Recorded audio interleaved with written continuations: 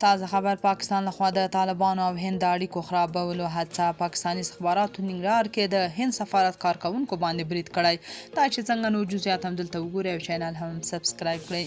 په داسې حال کې چې طالبان نړیوالو ته وایي چې افغانستان کې خپل ډیپلوماټیک حضور له سره پیل کړي ځکه دلته امن دی، خو پاکستاني استخبارات بیا په ډېره سپین سترګۍ داسې اقدامات کوي چې طالبان بدنام کړي. پر ایکس د پاکستان د استخباراتو اړوندو ادرسونو تایید کړه چې په جلال اباد کې د هند کنسلګرۍ پر کارکونکو د سه شنبې ورځې برید د دوی کار دی.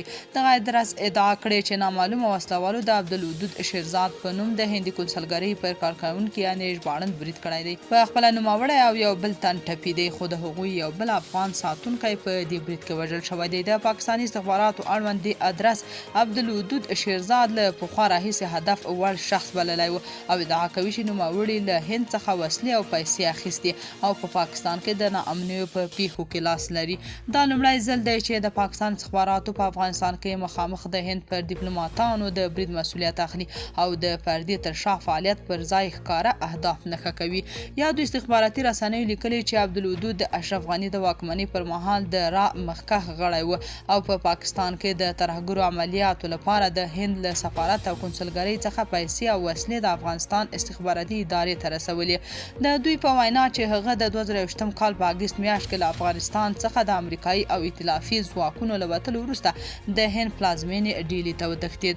یاده رسنۍ لیکي هغه د خپلې کورنۍ سره د را په خوندي کورونو کې پاتې شو او د را له عالي میلمه پالنې څخه خوند واخیست او د اجیت دووال له لوړپوړو سلاکارانو سره په مکرر ډول ملاقاتونه کول. د 2023 په نومبر کې کابل ته د هغه د ګمارلو د مخه اجیت دووال د طالبانو څخه د هغه د خوندیتوب لپاره شخصي ډاډ ترلاسه کړ.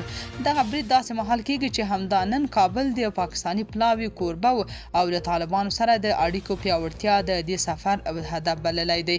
شنونکي بیا وایي د پاکستاني استخباراتو د داسې ښکاره اعلانونو څخه ښکاري چې دوی د طالبانو کیسه کې نه دي او هر کله چې وغواړي افغانستان کې خپل د هدف وړ کسان په نښه کوي. تاسو په دې اړه څه نظر لرئ؟ کومنټ کې شریک او چینل هم سبسکرایب کړئ.